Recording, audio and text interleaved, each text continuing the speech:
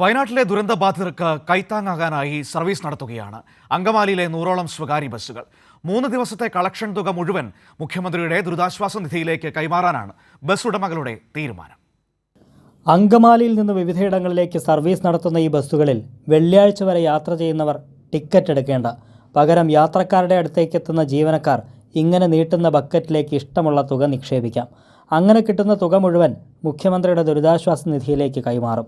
വയനാട്ടിലെ ദുരന്തബാധിതരെ സഹായിക്കാനായി കൈകോർക്കുകയാണ് അങ്കമാലിയിലെ സ്വകാര്യ ബസ് ഉടമകൾ. 2018 പ്രളയം ഉണ്ടായ കാലത്ത് ഇതേ രീതിയിൽ കേരളത്തിലെ സ്വകാര്യ ബസ്സുകൾ സർവീസ് നടത്തി കിട്ടിയ വിഹിതം 3,17,00,000 രൂപ ബഹുമാനപ്പെട്ട മുഖ്യമന്ത്രിയുടെ ദുരിതാശ്വാസ നിധിയിലേക്ക് കൈമാറിയിരുന്നു.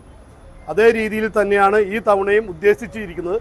എന്നിരുന്നാലും ഫെഡറേഷൻ്റെയും ബസ് ഉടമകളുടെയും ബസ് ജീവനക്കാരുടെയും താല്പര്യപ്രകാരം വയനാട്ടിൽ 25 വീടെങ്കിലും പണിതു കൊടുക്കണമെന്നാണ് ഞങ്ങളുടെ ഒരു ആഗ്രഹം. പ്രൈവറ്റ് ബസ് ഓപ്പറേറ്റേഴ്സ് ഫെഡറേഷൻ സംസ്ഥാന president K Thomas Kalady bus സ്റ്റാൻഡിൽ വെച്ചാണ് സർവീസ് ഫ്ലാഗ് ഓഫ് ചെയ്തത്. 3 ദിവസങ്ങളിലായി 100ഓളം ബസ്സുകളാണ് ദുരന്തബാധിതർക്ക് താങ്ങാകാൻ സർവീസ് നടത്തുന്നത്. കൈരളി ന്യൂസ്, കൊച്ചി.